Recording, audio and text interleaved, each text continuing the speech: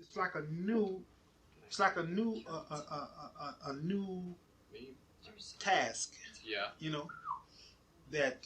Oh, I'll put it here hey, for you thanks. because it's real hot. Oh, thanks a lot. Oh, you're welcome. That's good. And I left the spoon if you're sweet. Okay, thanks a million. Okay. Yeah.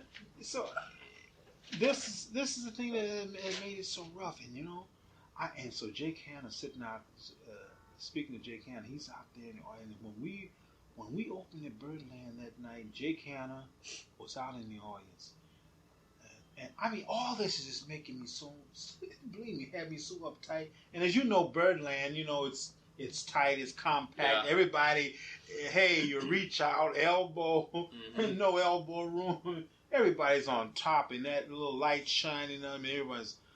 Everybody's, oh my God, they got a new drummer. There's a big band, and as you know, the place. Wow. Well, it wasn't set up. It wasn't set up especially for a big band. You got half the guys on top. The baritone player, his stand is halfway on the top of a table where somebody's drinking, and I'm all cooped up there, and you got guys sitting around. So when we opened, and I never will forget, Humbug was the first tune. Yeah, and that down Sebesky. Well, I was able to more or less, you know, get through that without having to look at the music. Yeah. Thank God I got through like I say, your first impression is your greatest, because I believe if I had really, you know, dropped the egg on that first one, you know, for one thing, it would have pulled my courage down. But because I got through that, and I actually had that, I think basically by ear, the first one, which was Don Sebesky's Humbug. Right. I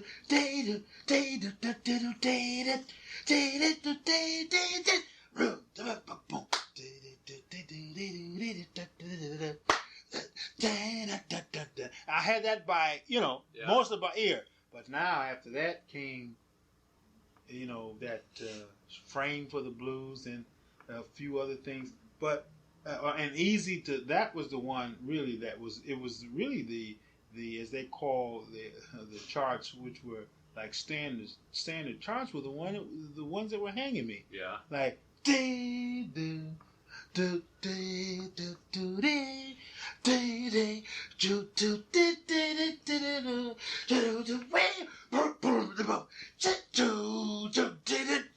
I mean, there was well, that's and the simple was the ones that was hanging me, and it was all the hard little simple beats, like easy to love, but the way that the breaks came in was so like. Was it the tempos? It wasn't so the tempo. It was that it was the thing you're thinking. Well, this is easy. It's like I said. Hey, it's a standard. It's on public domain. It's a thing that's been like people dance. I mean, you relax. Yeah. And when the part of just the melody, you'd be so easy to love. The star, da, da, dee, dee, dee, dee, dee, da, ba, dee. And here's the people,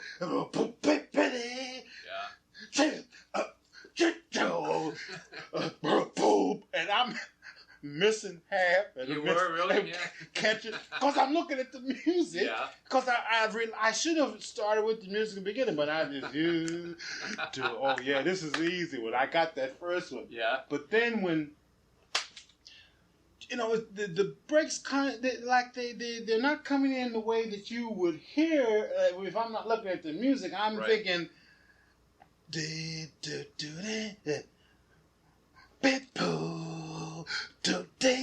I'm thinking it would come like that.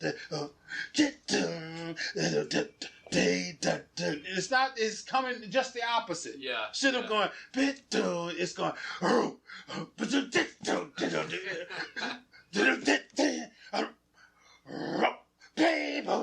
And I'm going. Band hits wham, and I'm going room and so John Bunch is up there looking. So John, the boy is John.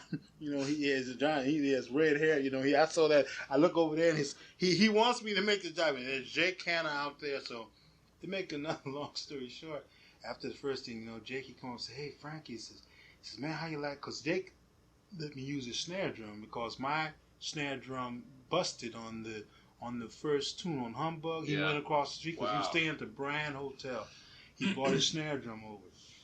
So what it was a controversy between Maynard and John Bunch. Mm-hmm. He says, so Maynard is going to John Bunch because John Bunch told me, ladies. Maynard says, well, what do you think, John? He says, because see, Maynard had brought up that easy to love. You know? Mm-hmm. So John, he says, well, he says, you know, I think he's just a little excited. So he's gonna make. He says, look, he's you know, a little, you know, just maybe a little excited. Plus the fact says he's still, you know, got to read those charts and he's watching. You said it's a lot of pressure. He says, but so he's gonna get it. So he's going.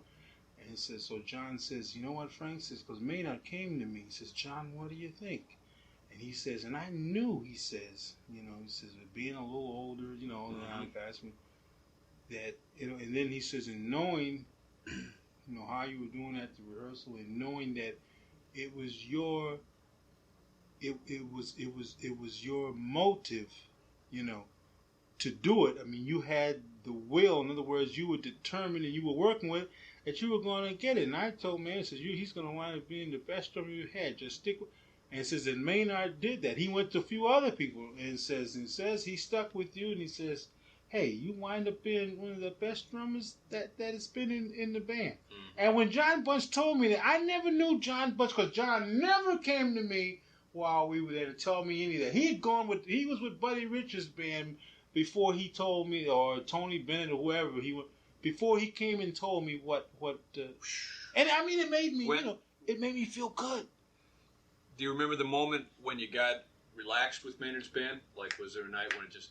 When it happened, yes. Yeah. I'm gonna tell you the time it happened. During the time that Anne-Marie Moss got with the band, she came down from Canada. I think she was from Toronto too. That's way before her and Jackie Paris got together. Because I worked with her after Jackie Paris. You know, they eventually got married. You know, but as you, I know you recall it was Jackie Paris and Anne-Marie Moss. Right. They had a singing duo. I don't know. I think she's on her own again now. I don't even know whether they're married. It's been so long ago, you know. But anyhow, to answer your question, it was during that time that I knew I was set with the band. Yeah. Because when she came in, she had a few charts that she did. And Maynard, he asked her also what he had asked John Bunch, at that particular time, and these were some, because see, Maynard had heard me play arrangements. Most of the things, we didn't have a regular singer in the band at the time, but singing, following a singer is another concept. It's like a floor show, not only just a singer, even a dancer. I started out playing floor shows, when I was about 16 years old, and I used to think that, that wasn't important. Well, not only that, I mean, it helped me to be able to follow a leader. Mm-hmm. To follow a performer was one of the things that made me relax, to be able, or to get the knack of following the hands of the leader. Just like when Maynard, when he stomped on. So he heard me under all situations. He heard me play. They had a dance book where we went and we played basically dance tunes, Yeah, for college dances, we played things like I'm Beginning to See the Light, and things like, and Stardust and, Body and Soul and all those. Now, when Anne-Marie got there, she had some charts, and it was a thing where I had to get loud and soft, you know what I mean? And she's doing a few show tunes. It's almost like being in love, right. Things like that. You know what I mean? Yeah. And she'd have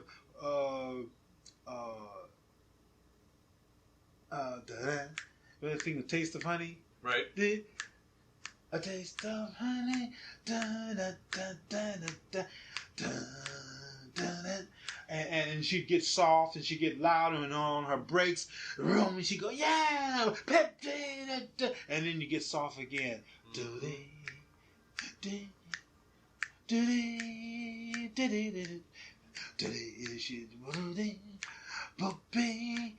She says, a taste of honey. We go, ta da, da da da, and why,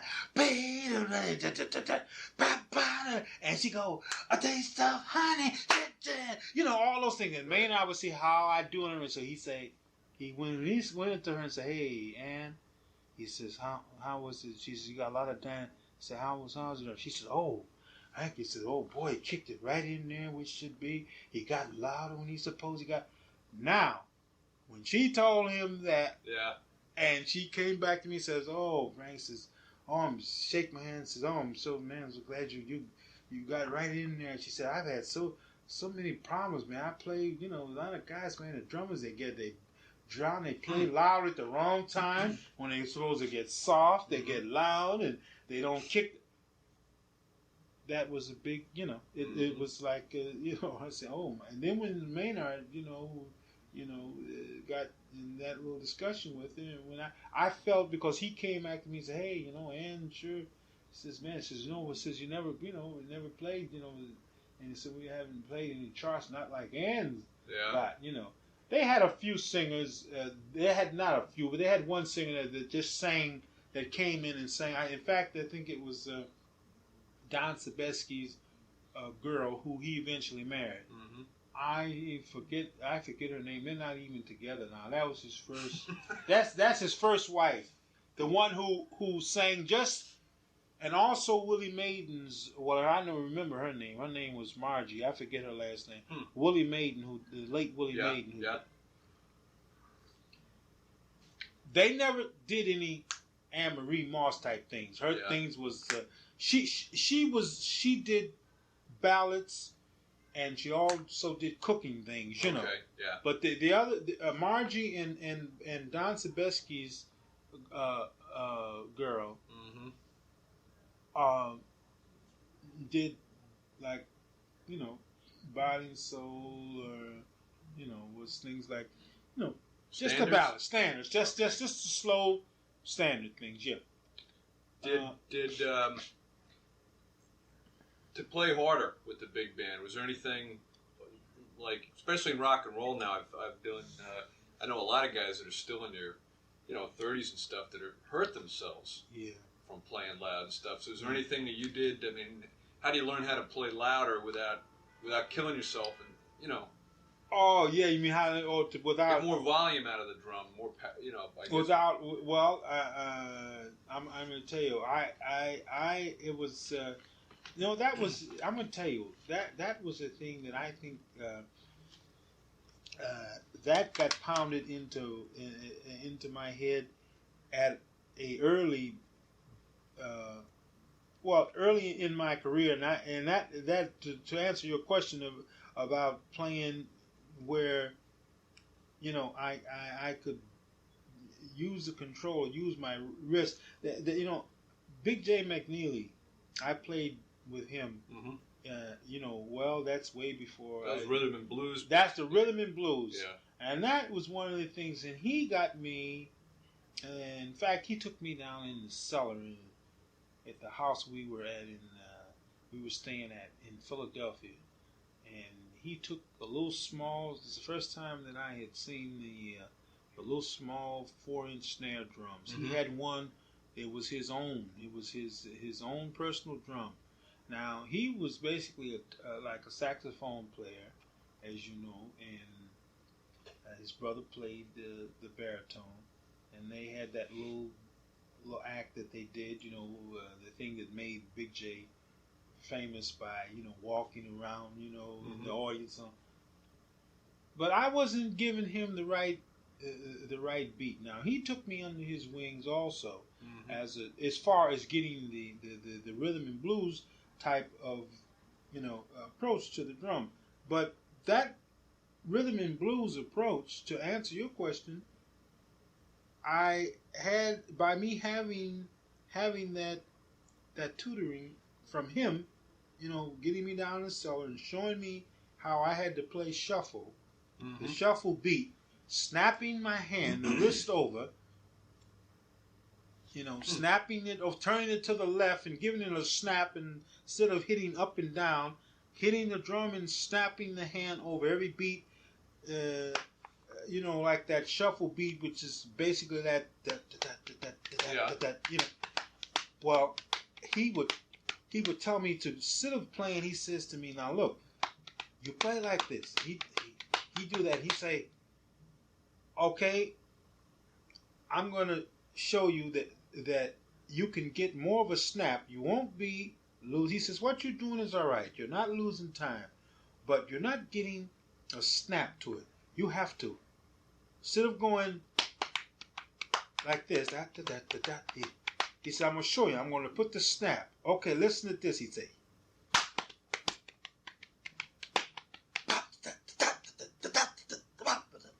Instead of Yeah, it really cracked. He go.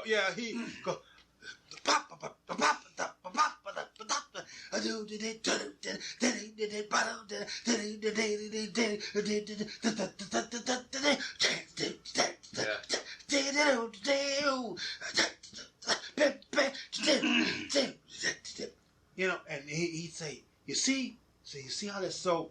This answers, or I'm more or less to answer your question. This is how I learned to play without maybe killing myself too much by turning the hand, snapping the hand over. Yeah. Snapping the left hand over to the left, and with the right hand, unless I'm gonna. Well, it's true. It's the same thing too. For a big band, you put the cymbal, you got to hit those dynamics. Yeah. Learn to snap the right hand, and you can catch those dynamics on that cymbal. You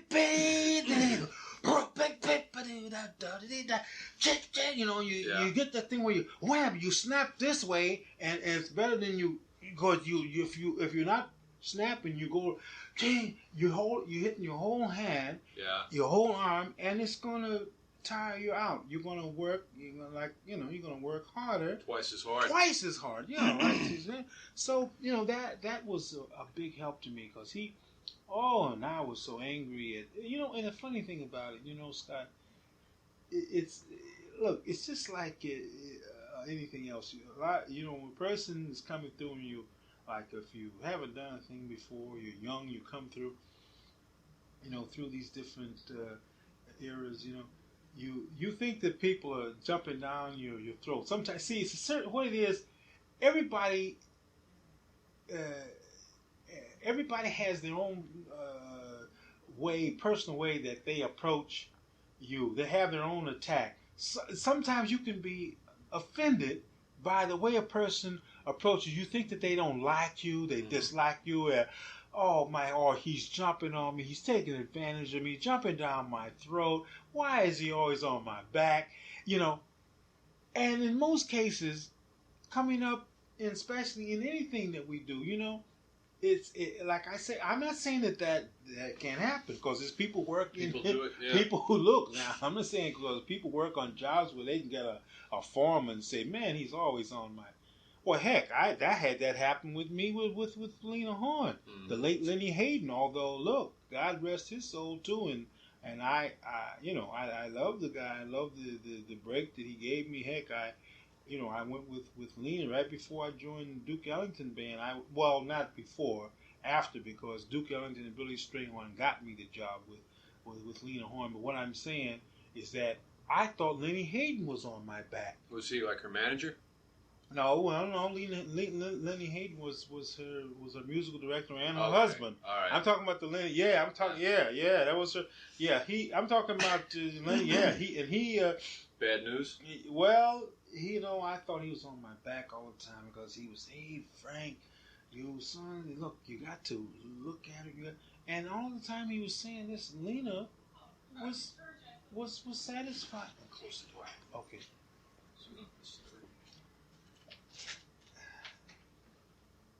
All right. Lena was satisfied was satisfied with my work. At least she was, coming to me and she was saying, "Hey, after the first night, we worked at. I worked in the Empire Room in the Waldorf Astoria. After coming from the Eden Rock down in Miami, she gave me encouragement. She says that, hey, Frank, she says, look, you just keep doing what you're doing. Watch me. Watch me when she says, she wasn't saying that I had it 100%, but she was saying that, look, I hope, my trouble's over. I've been needing a drummer who had, some kind of show experience, who was willing to follow me, because she didn't consider herself a jazz singer or anything. She considered herself a performer, in which she's always been. Now she is more into the, as you would say, like her show, that that one woman show she did at the Netherlander, or the whatever that show is. Is it Nylander? And it went on the road for so long. I caught the show down there, and it's something. She gets old. She gets I don't want to say she gets. The older she gets, more mellow. I mean, now when I was working with her, she didn't have that, thing. When I went backstage to see her, and she said to me, she says, I was telling her, Lena, I enjoyed your show, and I says, that thing that you did, you and Grady, because Grady Tate, worked with her, and I've always been an admirer of him, of Grady. She did that thing. Do I love you? Mm-hmm. Oh my, do I, honey? And it's just her and Grady. Grady's playing his sock cymbal, and and her finger snapping. Do I love you? Oh my, it's just his sock cymbal. Mm-hmm. She said, honey, D, I do, and Greg goes, wham, do I? And then she love you, and then the band coming in, and I said, Lena, I says, on that number, for the first place, she was chewing a gum. She hadn't seen me in so long, and I came back to congratulate her on the show, and she knew my face. She couldn't call her name out because it'd been, it was 1961 I worked with her, and in the name, after a while, it came to her, and she says, "You're Frankie," and I said, "Yeah." She says, she says, "My goodness," she says, "you made me swallow my gum." She says, "It's been so long." So when one word led to another, and I had my girlfriend with me at the time, she says, I introduced my girlfriend to her, and she says, "Well, Frank," she says, "thanks," he says, "for, that you saw the show. Thanks for coming." She says, it ain't like those mean years. Now, she didn't make any accusations, but she knew that I had a rough time. You know what I mean? With Lenny. Yeah. She also knew that I was doing the job well enough. I could get better. She could stay. And like I say, she knew that it was pressure on me. But it was, she said to me, she says, "Well, Frank," says, "we came through those mean years together." She says, "You know what I'm talking about." And I said, "Lena," in other words, what I was trying to tell her is that the swinging that she's doing, we didn't, now. Wasn't there. It wasn't there then. Yeah. And I was this was, in other words, I would have loved to have given you what Grady is giving you. I know I could have done this, that then, what I mean? Right. And that's what she wanted, but she could not feel that free to get it then, Yeah. But anyhow, I like I say, I work with I worked with Lena after I had been with Duke for I was actually just filling in for Sam Woodyard, and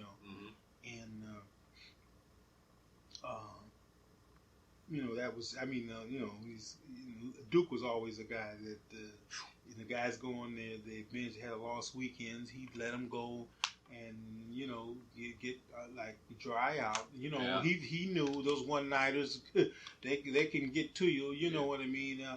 And I wish the same thing could have happened with Lionel Hampton. I mean, I was with him for 5 years. I wish he could have given me that time to dry out. Really? But I was looking for my. Oh, here it is. You know what? I had this. I guess you look at me and say, "What is this gap with this?" Well, I figured it was took this road. You thought. You know what I thought you were looking what for? What would you think I was? That's what I thought you were looking for. The sweet and low. Exactly. Yeah. Did you really think I was looking for? Did you seriously. think I was sitting there going losing my No, marbles? I thought. I said, this cat says, keeps the sweet yeah, and but low. you know what? You were very cool because if I had put that rubber band on there again, you say, "Hey, Frank, wait a minute. Hey, baby, what's happening with you and this little address book? You done put the rubber band on 3 times, But You no, believe how much tape we got? I think I've asked you 3 of the questions off that list. Oh yeah, Unbelievable. you have already asked Only me 3, not too many, But I wanted to hit a little bit. And we can always get back together again. Sure. Couple of set. All right. Yeah. But I'm for my own mind, I'm trying to keep a little more chronological. After Maynard, you left. Then it was back with Monk, right? Yeah, that's right. I went back. That's right. I went back with Monk. Well, what I did? Wait a minute. No, after Maynard, I joined Duke. Is that right? I went from Maynard's band to Duke Ellington. Ellington. Joe Morgan, his what's they call road manager? Or something? Well, he wasn't really road. He was PR, public relations. Okay. Yeah. And he got me the job with Duke. Yeah. I didn't even know you played with half these people. I can't believe it. Oh yeah. That's great. Yeah, I got a long list. Hey, I've gone through quite a few now. It's a lot I haven't played with too, but I mean that I would have loved. But I've played with quite a few people out there, and in different idioms. I mean, John, I've never, Scott, I've always used the this comes from my early career. I've never refused. In other words, all they'd have to say, look, can you make it, and tell me what time it was. In other words, I was always open, no matter what idiom you were playing in, right? Whether it was rock, singer, whether you're playing calypso, jazz, rhythm and blues, rock and roll, whether it was a trio, whether it was a dancer I had to play for, a floor show. Yeah. I always would go. I guess that's the reason that I got the knowledge to be able to be versatile enough to play, because I never turned down any work. If it was anyone, a guy would say, "Hey, well, Frank, we got to play some Latin.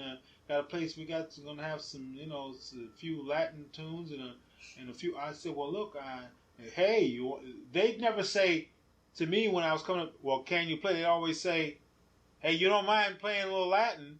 Mm-hmm. I could have messed the job up or messed my chance of going to the job by saying, "Well, hey, I don't know. Yeah. Well, I don't know whether I'm." Guys wouldn't at that time. They would take it for granted that because it was a different era. That era that I coming up under with the musicians that I play with, they play everything. Yeah. It wasn't a thing like it is now for certain guys. Oh man, like I can't make that because this.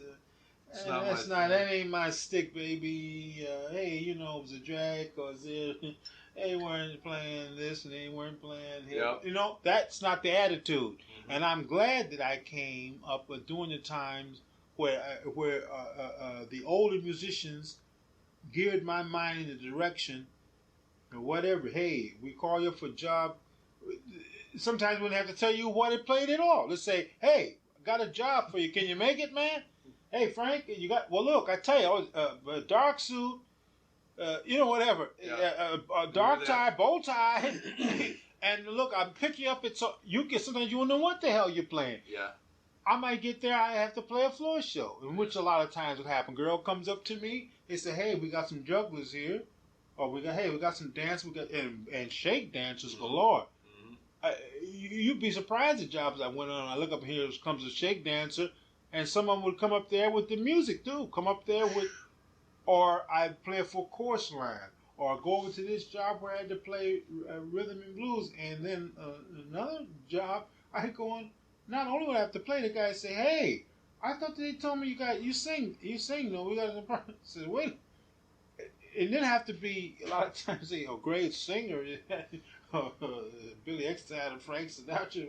Just they were looking for you to, even if you couldn't, they'll say, "Hey, how this part do up, and or like grab your coat, get your hat, leave your worries on the doorstep." You know, in other words. And not only that, I had to sing too. Yeah. So you know what? That automatically just opened my eyes to versatility. Because as I said, when I jumped from Sonny Rollins, I was playing trio. No piano. No piano. Yeah. And jumped right in there and started getting Maynard's charts, which was big band. Yeah. See, I played with Monk. After I went with Duke and Lena, which was all, you figure, big band. Duke, Lena, then back to Monk. I went with Duke, Lena, and when I left Lena, that's right. When I came back from Lena, and I rejoined Monk, who was going into the Jazz Gallery. Okay. At the time. And that was the band with Charlie Rouse. That was the band. There you go. I know you had asked me about when did that band come. Unbelievable. That's when the band, right. Now, John Orr was the bass player. I was with Monk for about 3.5 years. Yeah. Then Butch Warren joined. John Orr left, and then there was a Butch Warren from Washington, the bass player, was there for a while. Why did it seem, when I listened on the records, it seemed like Monk always chose bass players? It was almost like the bass player was the drummer in the band. Like the drummers were a lot more, or at least played much freer than the bass players. Even when they soloed. That's right. Because, why was that?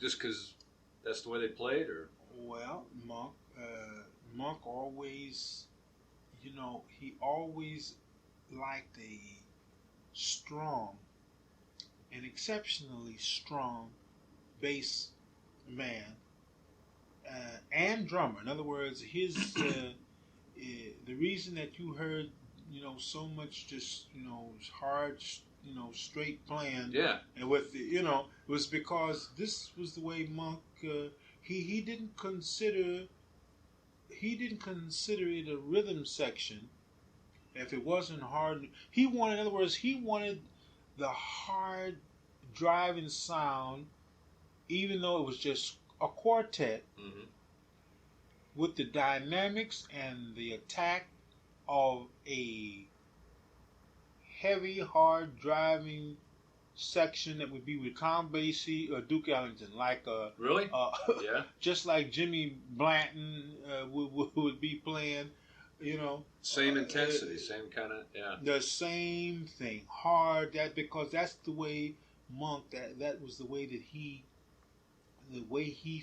thought. I mean, his conception. Yeah. Rhythmically, his conception was not the quartet of like the average band would get together and just have a quartet to play. His would be hard from the first beat. It would be just like Woody Herman or Basie, any of them, stomping off. It's just like Woody Herman stomping off Woodchopper's Ball, or Northwest Passage, or any of them songs, or you know what I'm saying? So was that a pretty loud? I never got to hear the quartet, but would you say you were loud? Well, not really say. Well, yeah, a little louder, but basically dynamic. Where that comes across on the record, a lot of dynamics. Dynamic, and and just 4 pieces. But all of Monk's things would be hard hard driving. Here, I'm gonna put this in. Yeah. So that's just put it. Yeah. Okay. You got that in. Yeah. Drink Yeah, your coffee. Don't let me let you get it. No. cold. Look, hey, you know what? I'm gonna tell you. I'm not a basic. I'm a sipper. Like just with everything else. I'm a sipper, just as much a sipper with coffee as I am with an alcohol. An alcoholic drink. Yeah. Of gin, tonic, or whatever. Which that's what I drink. I'm not a smoker at all. And I'm in the same category drinking. I don't drink, like with alcoholic. Really, I mean, I'm on basically a microbiotic health. Are you thing. good? Well, it's amazing because they said and athletic, thing too. I'm an athlete. I'm a paddleball player, and I'm on the athletic squad up in Rockland County. I play paddleball and I swim and into that bag. It's funny because they said they said, gee, I haven't seen a picture of Frankie Dunlop. I think he says the 60s was the last time I saw a picture. You look exactly the same as you did in the 60s. Oh, you do? You really? Yeah, that's incredible. Oh, you really think I look the same, huh? Twilight Zone? Yeah, you're right. Well, I have. Well, like look at this will be off the record, but like Mel Lewis, for example, has changed a little in 20 years. Yeah, he's changed a little, but he's gotten very. But Mel Lewis takes. Hey, I don't know. I think I'm not saying. He told me one time. He said the most important thing a musician can have is his health, and especially a drummer. Oh man. Hey, and he forgot to mention. Well, he knows. You're right. He's right about that. Yeah. That statement is right. It's a good statement, but especially, and I have to give. Look, hey, I give him credit for being able to hold that. Look, I'm gonna tell you. To hold down, because like him and the Thad Jones and Mel Lewis. Yeah, what a group that was. You see, but look, Mel Lewis and I were both from Buffalo. Look, we both came up, around the same time. Yeah. And we had to, more or less, when I say take care of business, we got both of us got the learning and of. Say taking care of business. I'm not speaking as a fact of playing only. We had to take care of business to work. I mean, to work the good jobs. Right. Because I said, now Mel Lewis, now his father, who was also a drummer, right. he worked at McVan's, and Mel Lewis, he got a lot, just from listening to his father, because his father played floor shows. That's why Mel Lewis is, versatile enough to be able to play shows and everything. Right. He's a very good reader, because hey, he played in his father's place at McVan's. He sat next to his father, had him sitting down right next to him when his father was playing those floor shows, and them guys, they come in, they play. Bringing in all those different charts in there, and he played for jugglers and dancers and everybody. But I'm just saying, you said Mel Lewis getting big, he might not be now. What? He's great though. Look, he like I'm saying from Buffalo. Look, he knows he come under his. He got the same. We both, like I said, we both got the same that same knowledge from the old timers. His father, who was who was a drummer, like I say, taught Mel a lot. And like I say, when I got ready to come to New York, when I wanted to come, we both come down. We both came to New York to see the drummers who influenced us. And when I told you, when I want to come, he'd say, Frank, hey, you want to go to the city? He'd say, hey, I'll take your place for a couple of weeks. Yeah. George Clark, the tenor player, Mel was the only drummer that he would let sit in and take my place. You see, when he wouldn't let Mel, he said, well, Frank, if you can't get Mel, you just can't go. I said, hey, George, see, I was working on a steady job. Yeah. I said, hey, I'd like to go to New York. He said, well, is Mel available? And something he called him Red, because Mel's real name is, they call him, it was Red Sokoloff. His name, his I know his last name is Sokoloff, yeah. right? It's not Lewis, but that's his name. And they call him Red Sokoloff. Really? That's his name.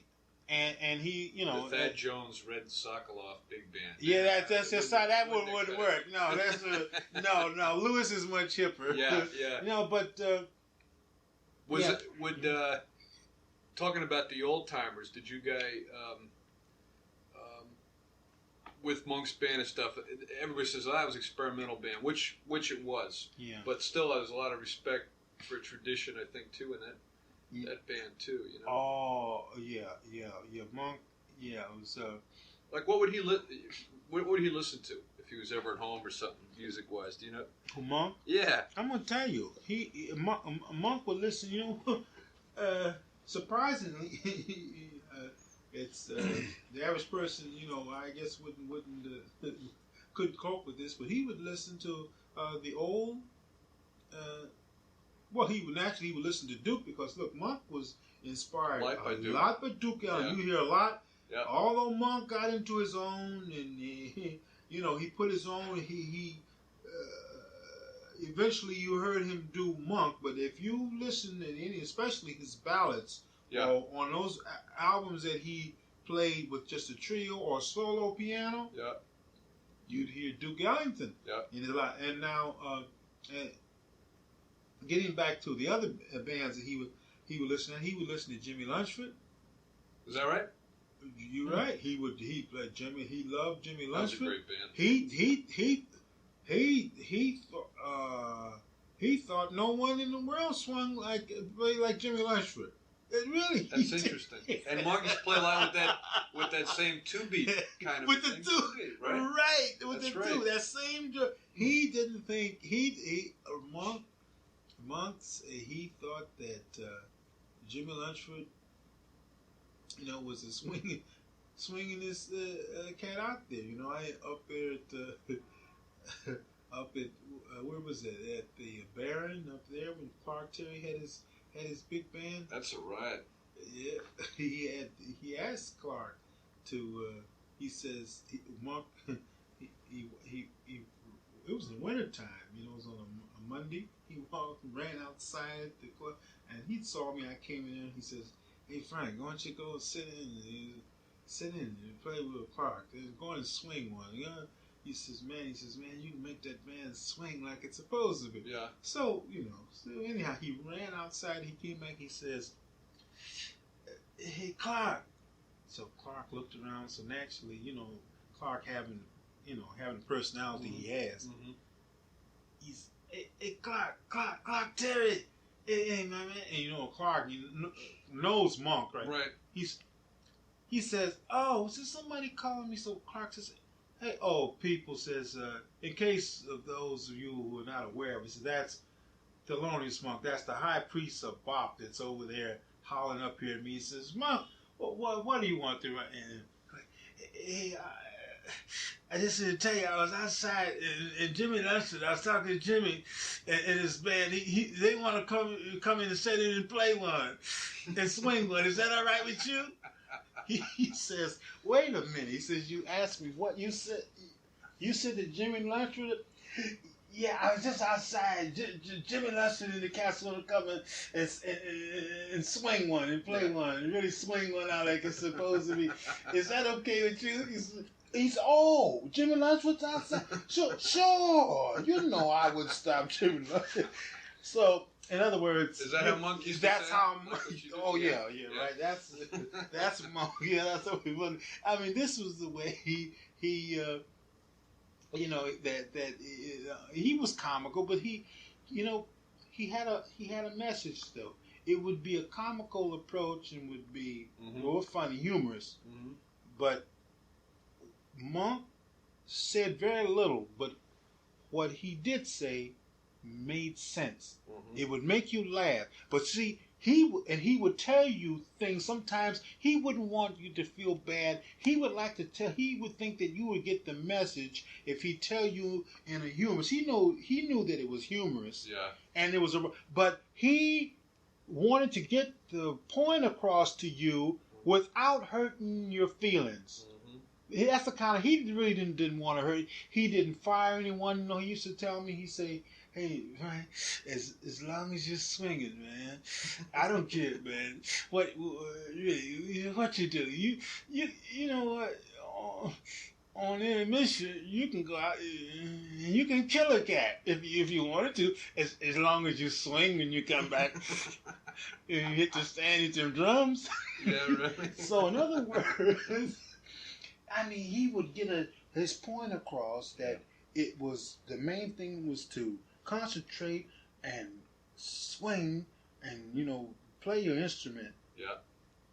And he was giving Clark Terry a message that look, I've been listening to you guys up there. I've been in this place for a whole half an hour, a whole hour, and I'm not getting for you to have a big band. It's not really you cats are really. You're not doing nothing for my ears here tonight. Right. So I went out and I saw Jimmie Lunceford. Now here it is 10 degrees below zero out there, and it's a Monday night, and he walks out there and runs outside with no. Well, he has his hat on. He never takes his hat. Yeah, it says he just saw Jimmie Lunceford and his band. Right. And they told me to ask you, could they come in and sit in and swing one, play one. Now he's telling Clark right there, you cats aren't really making it. In other words, I mean, but that's his way. In other words, you know what? I learned so much from that man. That man was, and if he had followed his own conception of life and knowing about life, some of the things that I wouldn't even go in. We're here for the interview anyhow. As far as my drumming or is concerned, or for your magazine. No, but ahead. if I was to go into look, I could be here all night, of the things just to start to speak about some of the things that Monk has told me and has given, in other words, suggestions and theory on life to do, and that has helped me. Things that I laughed about, and I turned as I got older and as I kept playing. He used to tell me it's easier to play fast and slow. And when he first told me that, I said, "Heck, that can't. Oh no, that's no way in the world." And he's right. Yep. To play slow and to be accurate, it's hard. Yeah. And a lot of people think it's, well, you play fast and that. But my God, no, that's not. That's not, Monk, when he told me that, and he proved it to me by making me take a